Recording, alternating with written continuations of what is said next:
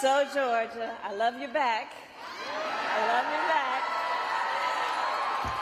And we have 68 days to go until this election. 68 days to go. And I think you all have spent your time here, sacrificing all your other obligations to be here together, us as one community, knowing we all have so much more in common than what separates us. And I thank you for taking that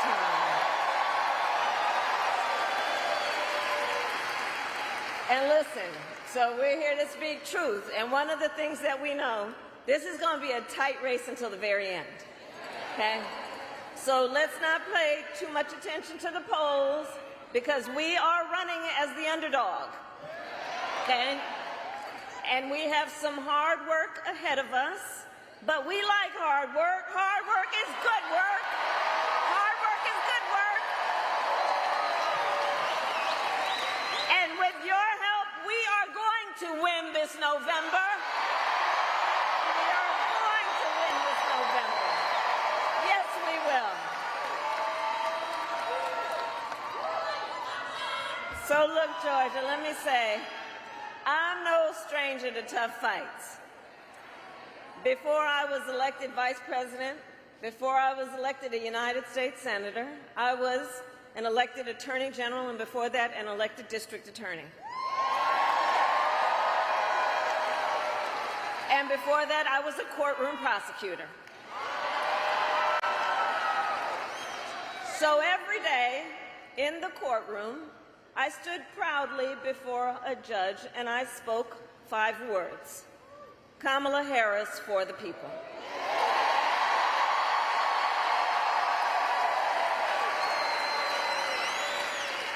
My entire career, I've only had one client: the people. I stood for women and children against predators who abused them. I took on the big banks and delivered $20 billion from middle-class families who faced foreclosure. I fought against cartels who traffic in guns, drugs, and human beings. And I stood up for veterans and students being scammed by big for-profit colleges, for workers who were being cheated out of the wages they were due, and for seniors facing elder abuse. And I will tell you, those fights were not easy, and neither were the elections that put me in those offices.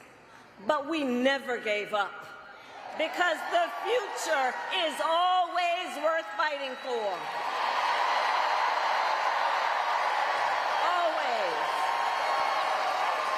And that is the fight we are in right now, a fight for America's future. We fight for a future with affordable child care, paid leave, and affordable health care.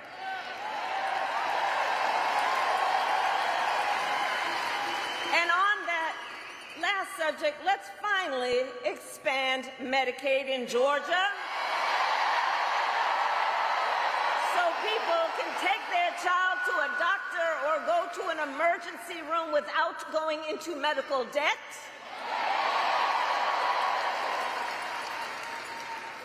We fight for a future where we build what I call an opportunity economy, so that every American has the opportunity to own a home, to start a business, and to build wealth and intergenerational wealth.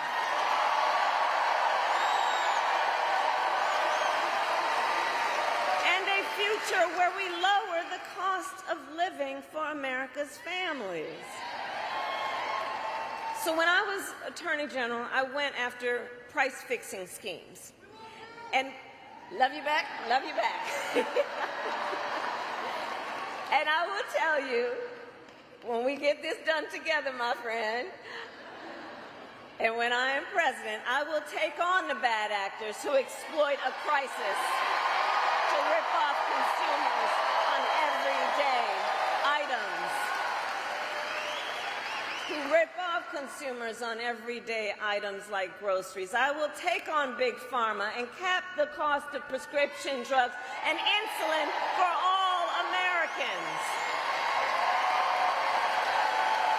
I will take on the high cost of housing and work with developers to cut the red tape and build millions of new homes. And I will give 100 million Americans a tax cut, including $6,000 to families during the first year of their child's life. Understanding folks just need a little help from time to time, and it's not about just getting by, it's about getting ahead. $6,000 in the first year of a child's life to help pay for that car seat or the crib or the baby clothes.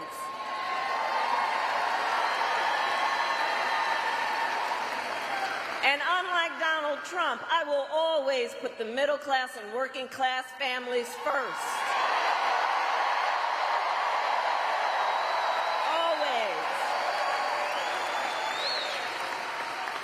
I come from the middle class. I know what I'm talking about.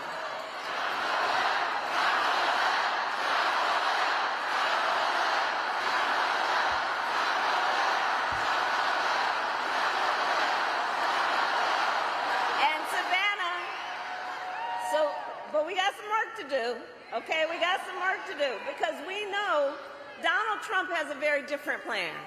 He has a very different plan. Just look at his Project 2025 agenda. Right. If he is elected, Donald Trump intends to give tax breaks to billionaires and big corporations. He intends to cut Social Security and Medicare. And he wants to impose what, in effect, is a national sales tax on everyday products and basic necessities. And it will cost, the economists will tell you, it will cost a typical American family nearly $4,000 a year. So, Georgia, on top of all of this, if Donald Trump wins in November, he intends to end the Affordable Care Act, to take us back to a time when insurance companies, we're not going back. We're not going. We are not. We're going forward. And the reason we know we can't go back, to your point, the reason we know we can't go back on the issue of the Affordable Care Act, remember what that was like before we had the Affordable Care Act? Remember when insurance companies had the power to deny people with pre-existing conditions? Remember what that was like? Children with asthma, breast cancer survivors, grandparents with diabetes. So yeah, we're not going back. We're not going back. And we will move forward.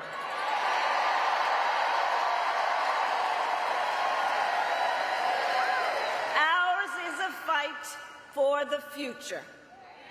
And it is a fight for freedom. Like the freedom of a woman to make decisions about her own body and not have her government tell her what to do.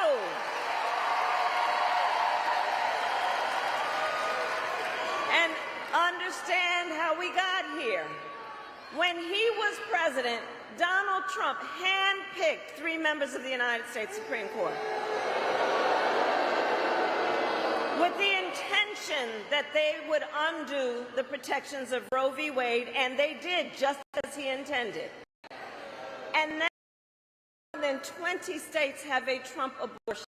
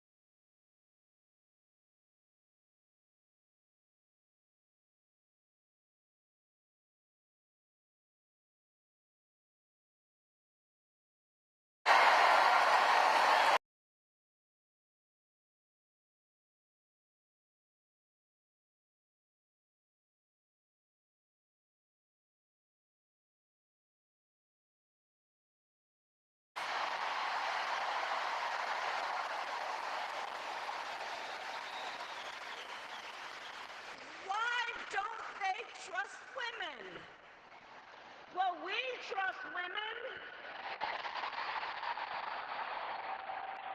and when Congress passes a bill to restore reproductive freedom as President of the United States, I will proudly sign it on other hard-fought, proudly won fundamental freedoms and rights.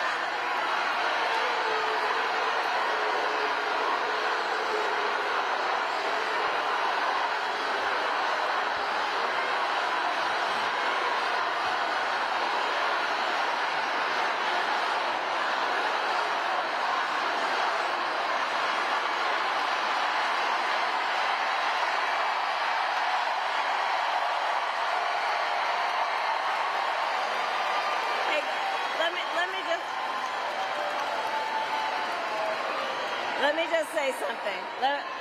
Hold up for a second. Hold up for a second. Let me just say something. Let me just say something. We are fighting for a democracy.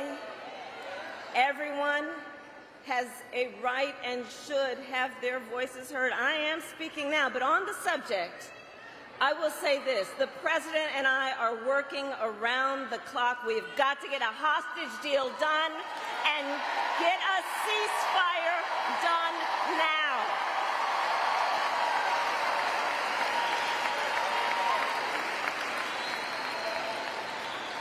So back to this election and Donald Trump.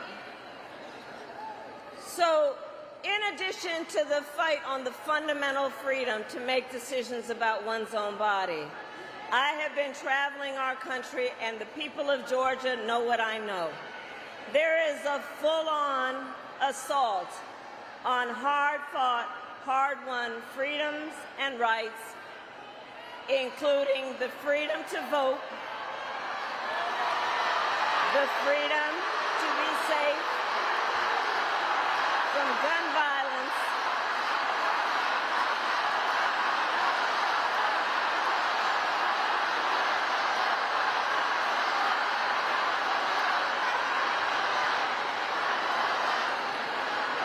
and an attack on the freedom to love who you love openly and with pride.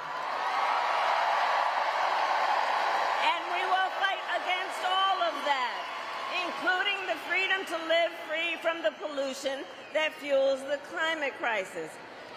Here's the thing. Generations of Americans before us led the fight for freedom. Now, Savannah, the baton is in our hands.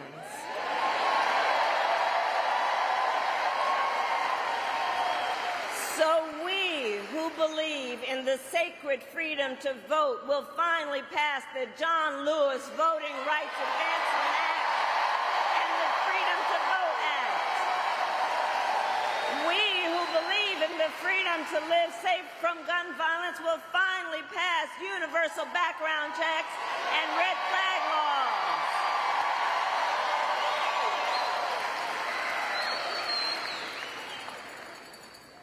So much is on the line in this election. So much is on the line. And understand, this is not 2016 or 2020. Things are different. A lot is the same when we think about the issues, and then there is significant differences. The stakes in 2024 are even higher, because consider that the United States Supreme Court recently just basically told the former president that going forward he will be effectively immune no matter what he does in the White House. Now just imagine, well, the courts are going to take care of that. We're going to get them out of, we're going to elect ourselves and everybody here in November.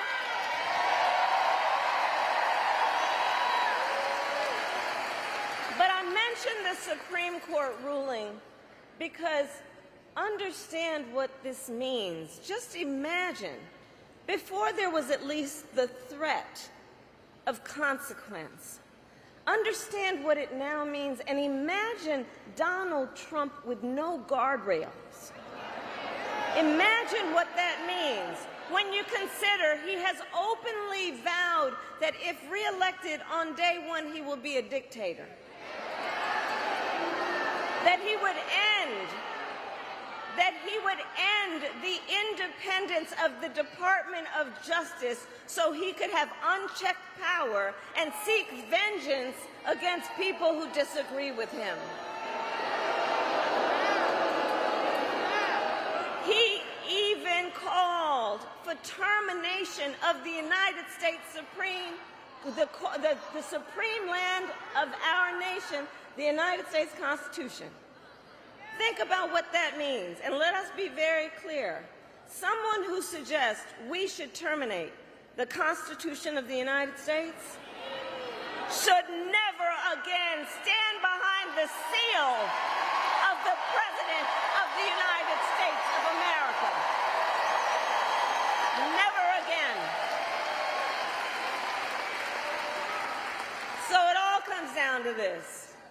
We are all here together, spending this time together because we love our country. We love our country. We love our country. And we know the privilege and pride that comes with being American. And I do believe it is the highest form of patriotism to fight for the ideals of our country. That is how we realize the promise of America. Georgia, for the past 2 election cycles, voters in this very state, you who are here, have delivered. You sent 2 extraordinary senators to Washington, D.C.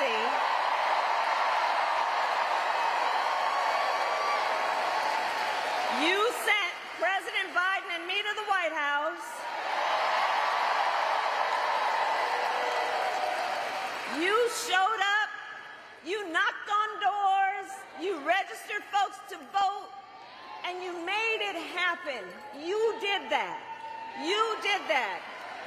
And so now we are asking you to do it again. Let's do it again. Let's do it again.